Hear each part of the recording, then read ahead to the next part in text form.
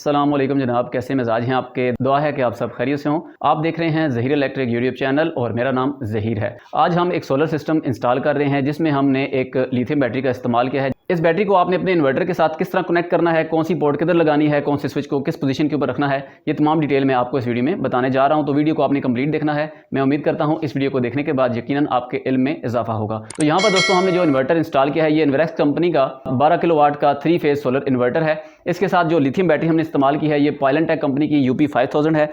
सबसे पहले आपने करना ये है कि ये वाले जो इसके टर्मिनल होते हैं ये इसके पावर टर्मिनल हैं। यहाँ पर इसकी नेगेटिव की वायर लगानी है और यहाँ पर इसकी पॉजिटिव की वायर लगानी है। ये पैरेलल में आपके पास होते हैं, चाहे तो आप यहाँ से पॉजिटिव ले लें, चाहे तो यहाँ से ले लें। इसी तरह नेगेटिव भी आप यहाँ से जहाँ से मर्जी लेना चाहें ले सकते हैं। 48 वोल्ट की ये बैटरी है।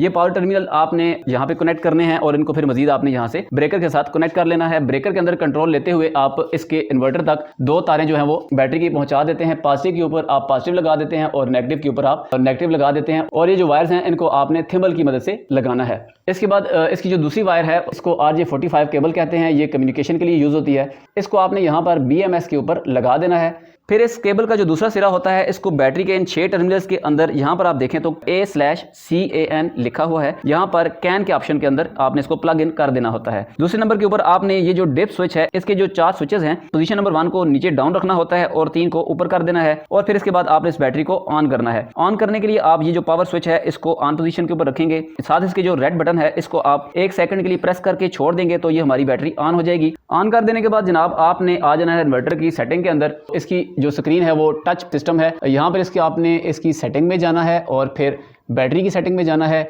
यहाँ पर आप लिथियम बैटरी सेट करेंगे और इसको ओके कर देंगे।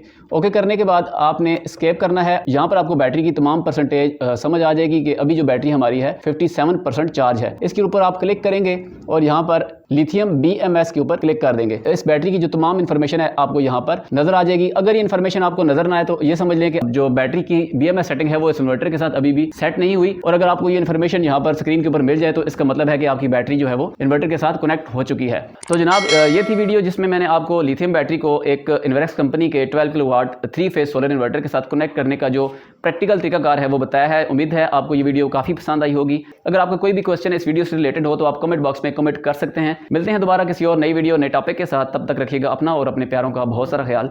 अल्लाह हाफिज़।